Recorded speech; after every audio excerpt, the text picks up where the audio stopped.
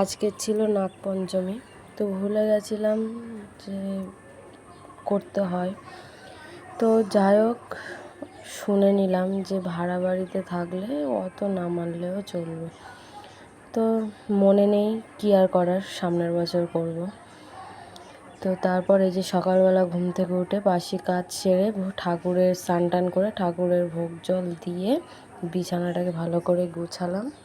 গুছিয়ে এবার চাউমিন করতে এসে চাউমিনটাকে সিদ্ধ বসিয়ে দিয়েছি, আর এবার ঢেলবো। সেই জন্য মেয়েকে এটা ওটা আনতে বলছিলাম।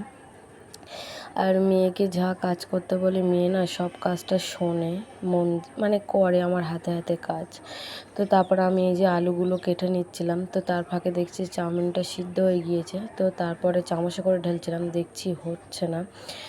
দেখছি ঠান্ডা জলে ধুয়ে আনতে হবে ভালো করে। আর আমি যতক্ষণে ঠান্ডা জলে ধুইতে গিয়েছিলাম দেখছি মেয়ে এদিকে ফোনের দিকে তাকিয়ে কত রং ভং করছিল, কত কাজ করছে, মনে হচ্ছে যেন কত কাজ করছিল, যেন ওই সব করছিল।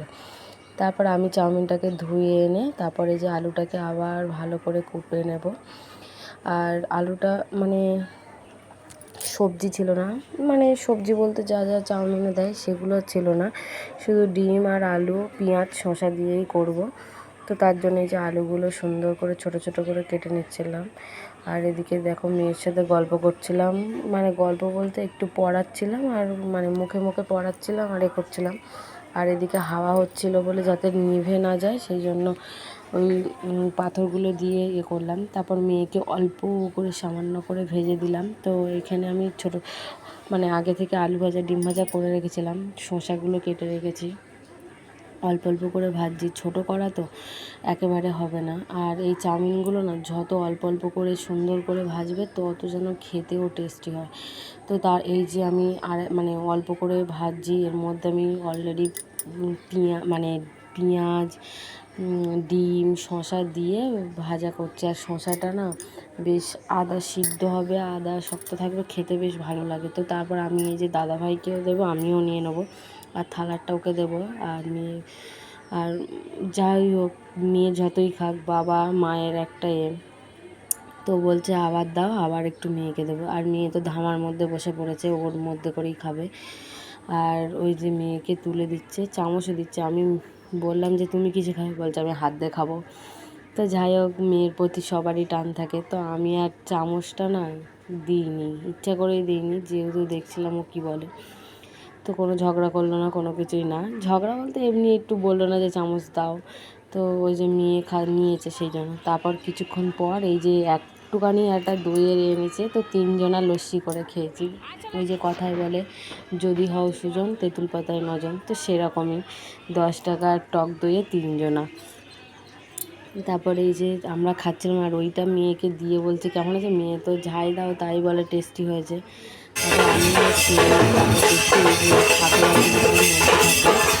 দেখছি এই যে লেখা আছে। তো তারপরে এই যে দুপুরবেলা ওর বাবা অনেক দিন মানে শনিবারে বড় ঠাকুরের বার করেছিল, খাওয়া হয়নি। রবিবারে নিরামিষ করেছিলাম, যেহেতু শ্রাবণ মাসের প্রথম সোমবার ছিল। তারপরে এই যে মাংস আনলো, খেয়ে নিলাম। আর এই ভিডিওটা না অনেক দিনকার দেখছিলাম পড়ে রয়েছে, তো সেই জন্য ভাবলাম দিয়ে দিই। তো তারপর সন্ধ্যাবেলা এই যে প্রথম সোমবারের সন্ধ্যাবেলা তোমাদের দাদাভাইকে অনেক মানে বলে কয়ে এই চুড়ি আনিয়েছি। দেখছি সবাই পড়ছে, যেহেতু সবাই পড়ছে সেটা বড় কথা না। তো নাকি মহাদেবের এই মানে প্রিয় রং সবুজ। তো এইগুলো শুনেই মানে একটা যেহেতু তুমি যদি ভগবানের ভালোবেসে থাকো, যে ভগবান যে জিনিসটাই করে তুমি সেই জিনিসটা দেখবে অবশ্যই মন থেকে কর। তো সেই জন্য চুড়িটা পরলাম। তারপর তোমার দাদাভাই অলরেডি আলুর চপ এনেছিল, তো আমি চুড়িগুলো পরে একটু তোমার দাদাভাইকে দেখাচ্ছিলাম কেমন হচ্ছে। তারপরে এই যে মুড়ি আর আলুর চপ নিয়ে বসে পড়লাম। তারপরে এই যে সন্ধ্যাবেলা একটু যাত্রাও আছে, তো যাত্রাও দেখবো। তো এই যে দেখো মেয়েকেও দিলাম, মেয়ে তো দুষ্টুমি করছিল। তারপরে এই যে দেখো যাত্রা, আর যাত্রা এইটুকু ভিডিওটা কেমন হয়েছে জানিয়ে।